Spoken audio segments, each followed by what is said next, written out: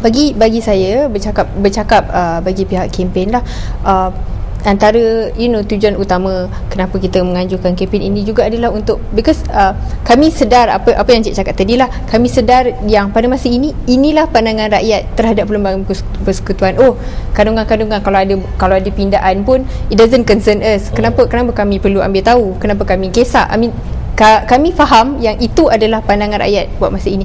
Tapi apa yang kami cuba sampaikan adalah apa-apa sebarang pindaan terhadap perlembagaan persekutuan, apa-apa pelaksanaan undang-undang di bawah perlembagaan persekutuan eventually akan memberi kesan kepada rakyat.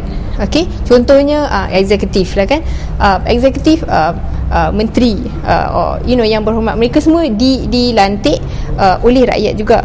Jadi bila mereka melaksanakan undang-undang, pelaksanaan undang-undang tu akan membawa kesan kepada rakyat. Jadi it is important that rakyat memahami konsep sebenar, bukan konsep, memahami konsep sebenar undang-undang dan juga memahami fungsi sebenar badan-badan di bawah undang-undang ini. Jadi mereka boleh menilai sendiri sama ada individu atau ahli politik itu melakukan tanggungjawab mereka seperti yang sepatutnya.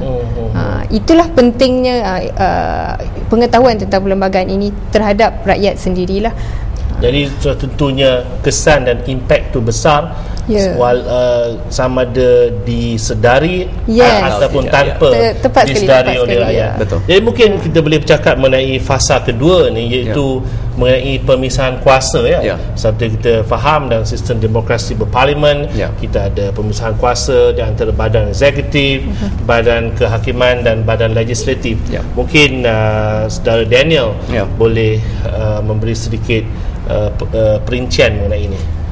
Konsep pemisahan kuasa adalah sebenarnya bermaksud kuasa-kuasa untuk mentadbir sesebuah negara dipisahkan antara beberapa institusi.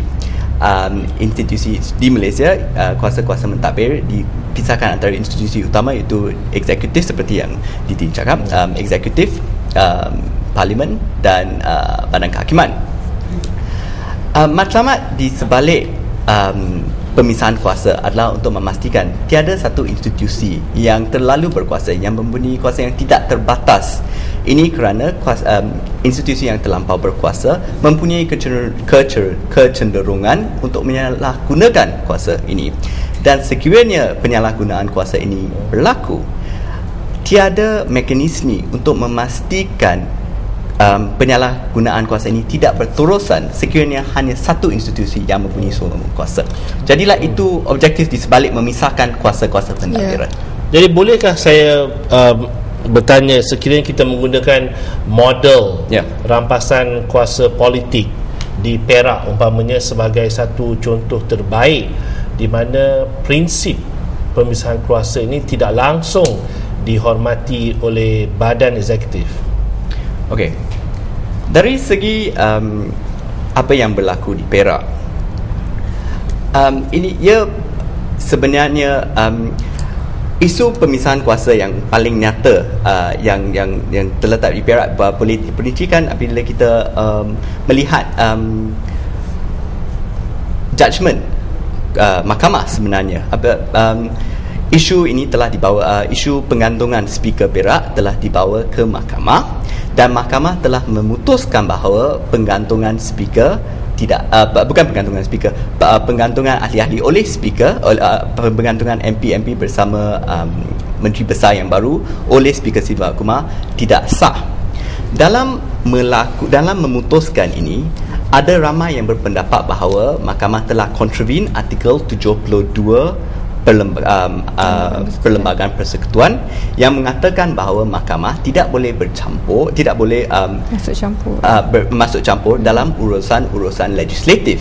Apa yang mahkamah buat, ada banyak orang berpendapat bahawa apa yang mahkamah buat dalam memutuskan bahawa ia tidak sah adalah memasuki arena legislatif yang sememangnya tidak dibenarkan mengikut konsep pemisahan kuasa dan campur dengan itu. Jadi itu salah satu example di mana konsep pemisahan kuasa tidak dihormati atau tidak is not adhered to.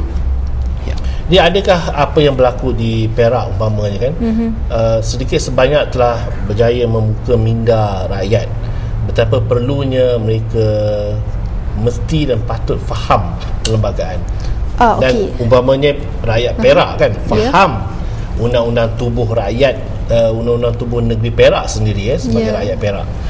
Okey, apa yang saya kaji ataupun lihat daripada isu Perak adalah salah satu perkara baik yang lahir daripada peristiwa tersebut adalah macam Cik cakap tadi, dia memang memberi impak ataupun kesan yang besar terutamanya kepada rakyat Perak, tapi bukan sahaja pada rakyat Perak, pada seluruh rakyat Malaysia. Dan apa pengajaran yang kita boleh lihat daripada peristiwa di Perak ini adalah betapa pentingnya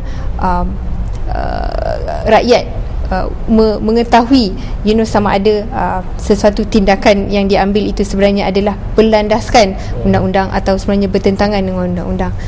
Jadi bagi saya perkara yang baiknya ia menyedarkan, membuka mata pihak bahawa perlembagaan persekutuan ini mempunyai satu prinsip-prinsip yang what you call that, yang jika diikut akan memastikan bahawa badan-badan di bawah perlembagaan persekutuan tidak melanggar atau tidak sewenang-wenangnya menyalahgunakan kuasa mereka.